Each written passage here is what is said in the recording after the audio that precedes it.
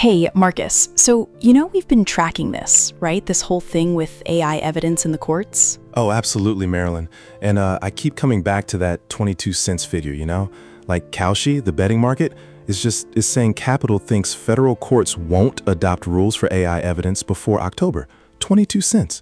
That's not much confidence, is it? No, it's really not. And the wild part is, just 3 days ago, right, on May 7th, the advisory committee, they actually voted 8-1 to push this rule out for comment. 8-1, that's a huge move, you'd think. It looks like serious motion, And yet, Capital is just calling it nothing. It's really interesting. Yeah, I'm just trying to wrap my head around it. 8-1 to advance it. And the price, you're right, it hasn't budged. So either the committee did something we totally can't value, or Capital is seeing something, they're reading something that the headlines just aren't getting yet, which is fascinating. Exactly. Most of the news coverage, it's reading advance as adopt, right? But those are not the same words. They're not even in the same year, honestly, when you look at the timeline. That's the real disconnect, I think. It really is, yeah. And just looking at the next 72 hours, Fed rules AI on Kalshi, still 22 cents. But every single deepfake authentication order hitting Pacer this week, that's information. That price, it's going to read that before any of the headlines do. So by Tuesday, we'll see if it's kind of consolidating down to 10 cents or actually drifting up. That mid-June agenda book will just confirm what the price already kind of told you. It's wild. So the core of this, right, it's actually older than AI itself, which is just wild to think about. I mean, the Rules Enabling Act, that thing dates back to, get this, 1934. It's really old. Wow, 1934. That's almost 100 years ago. So it's how federal courts actually change their own rules, right? Like how evidence gets in, how trials work, just the whole system. Yeah, exactly. It's the rails the whole system runs on. And there are 5 big steps. First, the advisory committee writes the rule. Then the standing committee reviews it. After that, the judicial conference signs off. Then the Supreme Court transmits it. And then Congress holds it for 7 whole months. And they can even veto it.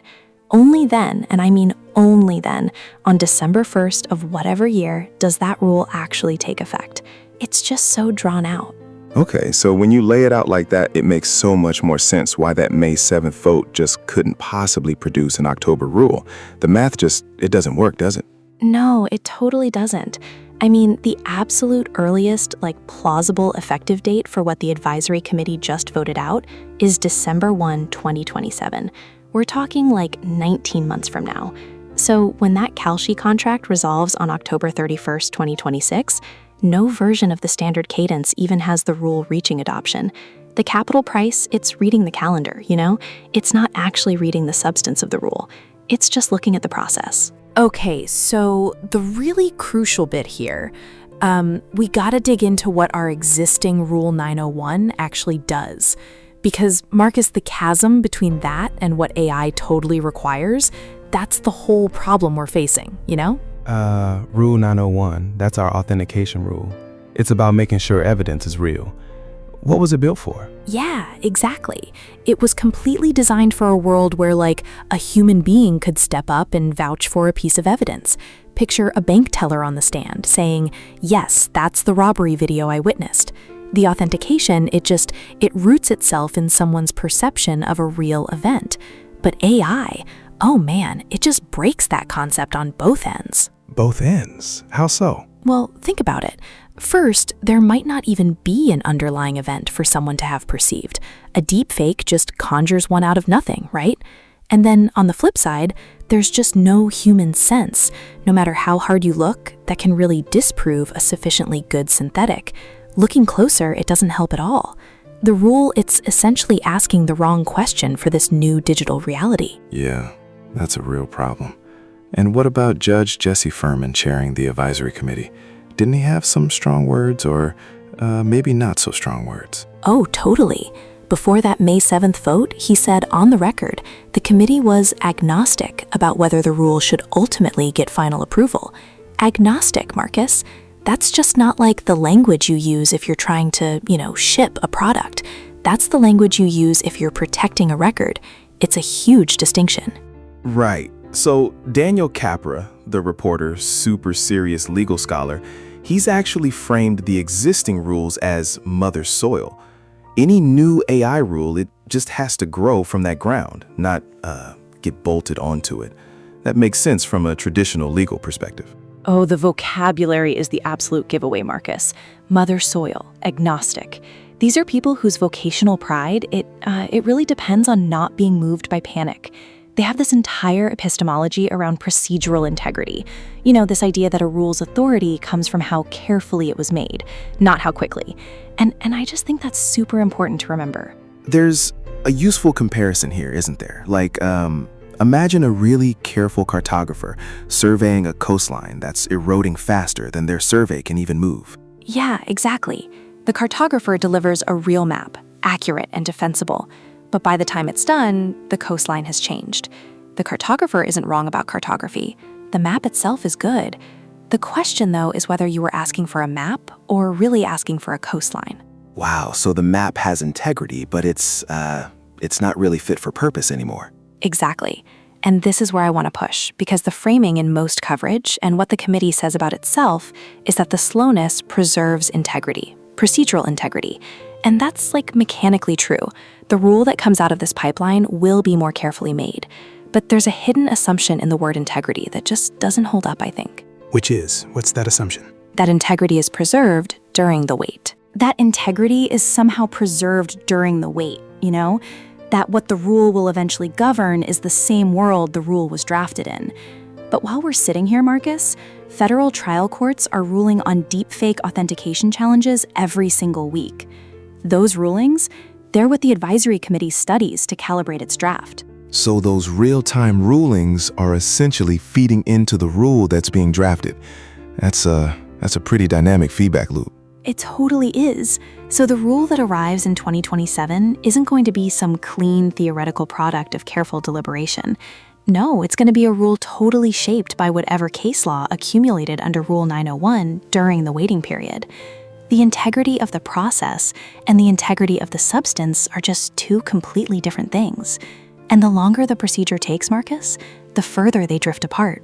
It's a huge disconnect. So the process itself is sound, but the underlying content is getting distorted by the delay. That's a powerful point. Hold that thought, though. We really got to come back to it later. I just want to make sure we, keep that in mind. Okay, so there's a whole dynamic running underneath all of this that nobody is really tracking cleanly. And it really, it changes everything. Okay, I'm intrigued.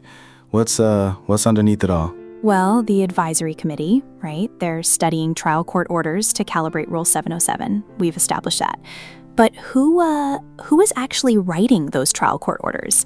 That's the key question. Trial judges, right? Ruling on litigant motions with all the briefing from defense and prosecution lawyers. Am I getting that right? Yeah, totally. But then who briefs those judges, Marcus? Litigants. And what argument are litigants increasingly making? That digital evidence is fake, even when it isn't, especially when it isn't. Because the jury, they've been swimming in synthetic media for like 5 years now.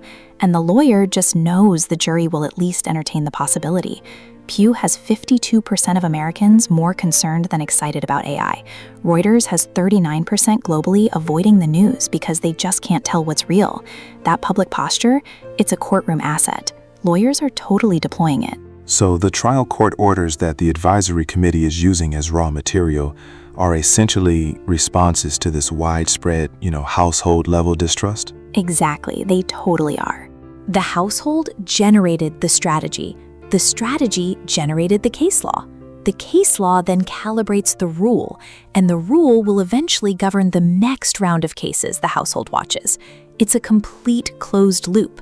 Citizens, they're just co-authoring federal evidence law without anyone even designing it that way. It's wild. Wow. Now, project that forward like 5-10 years.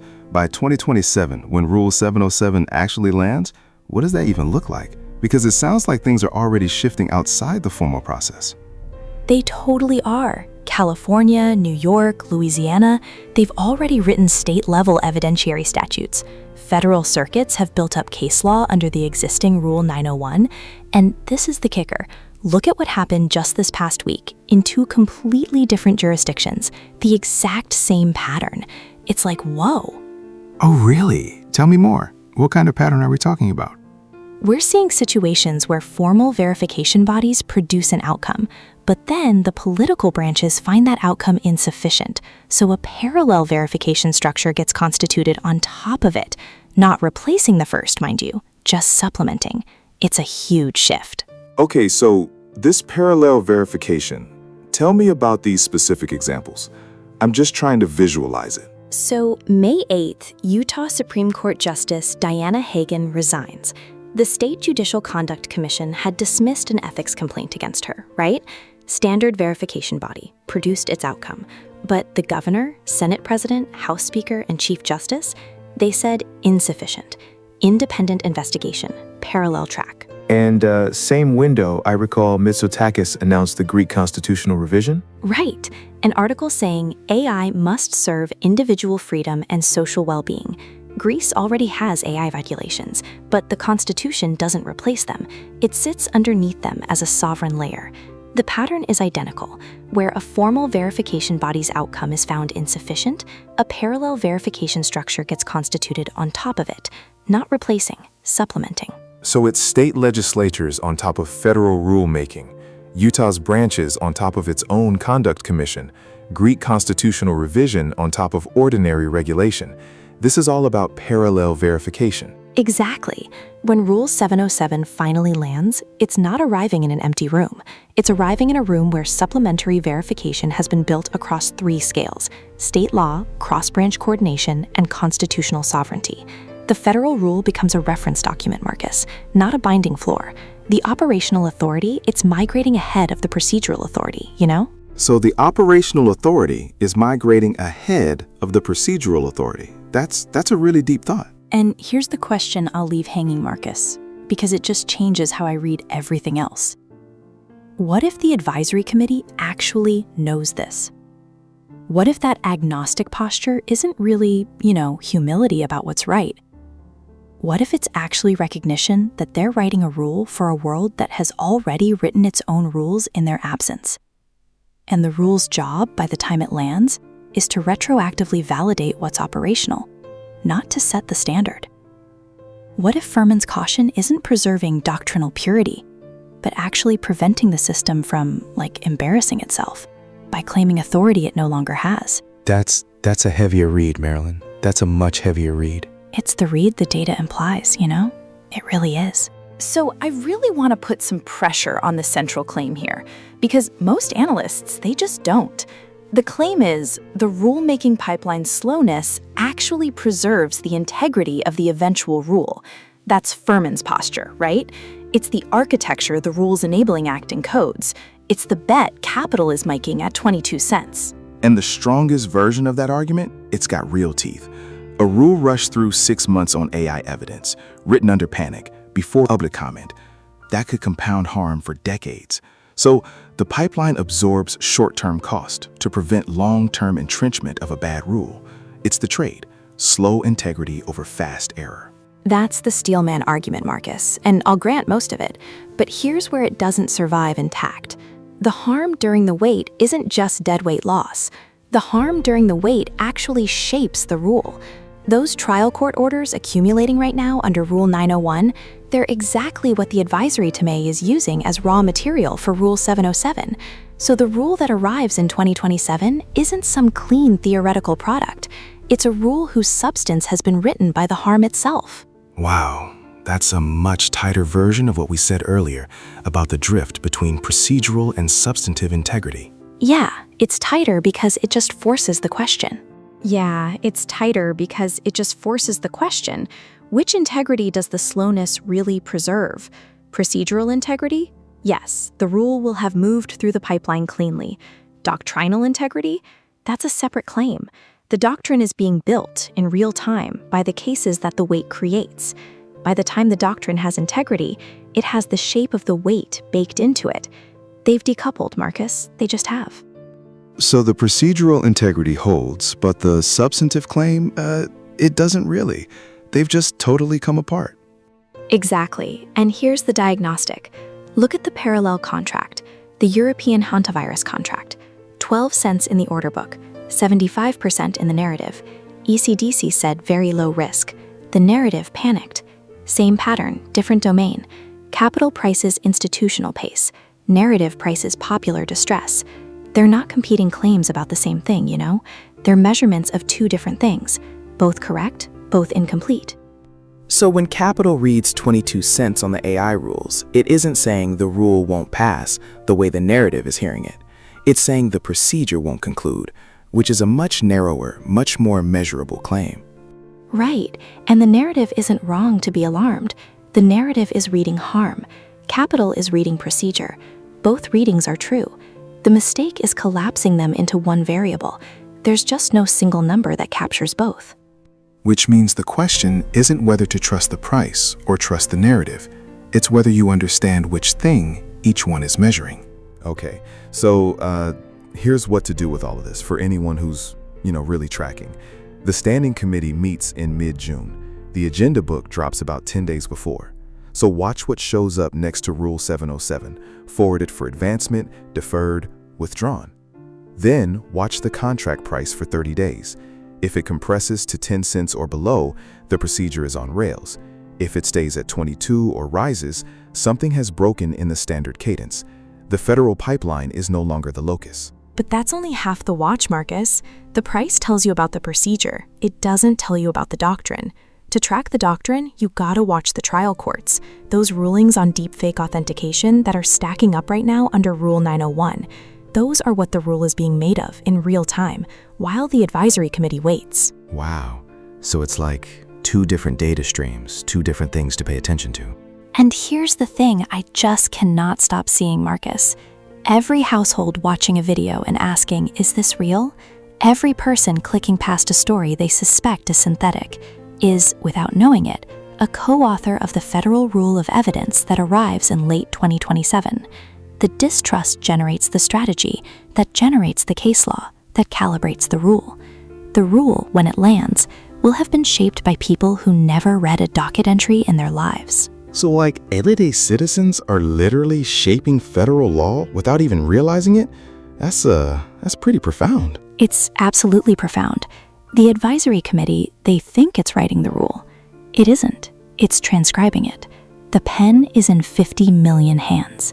It's a huge, huge shift in how governance actually happens. It's the future. Well, Marilyn, that's a truly sobering thought to end on. And before we dive deeper into this or any other topic, I want to thank all our viewers for joining us. If you found this discussion as fascinating as I did, please do us a favor. Like this video, leave a comment, share it with your networks, and subscribe to help us grow and bring you more insights. It really is a powerful shift, Marcus. The idea that governance itself is being subtly yet fundamentally reshaped by collective public sentiment, often without conscious intent. It puts the entire concept of top-down rulemaking into a completely new light. Absolutely.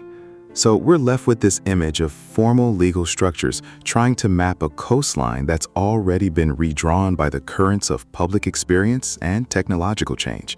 The integrity of the process versus the shifting sands of substance. Precisely. And understanding that disconnect, the gap between procedural authority and operational reality, is going to be crucial for anyone trying to navigate this new era of lawmaking. It's a testament to how profoundly AI is already impacting society, even before the rules formally